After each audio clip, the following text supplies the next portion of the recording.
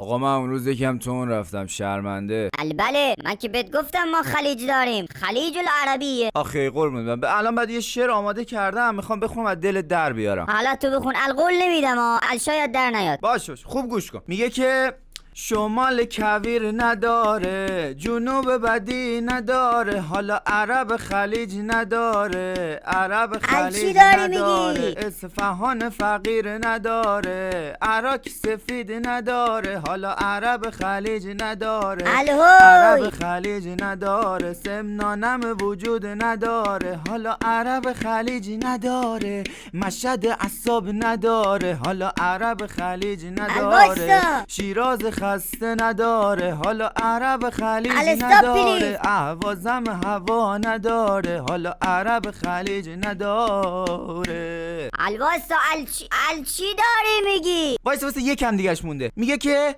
اردبیل گرما نداره، گیلان برنج نداره، حالا عرب خلیج نداره، عرب خلیج نداره، تهران آلودگی نداره، حالا عرب خلیج نداره، بوشهر سرما نداره، حالا عرب خلیج نداره، بندر که جنسی نداره، اصلا قزوین که ترس نداره، عرب خلیج نداره، عرب خلیج نداره، حالا مادر عمومی وای مادر عمومی.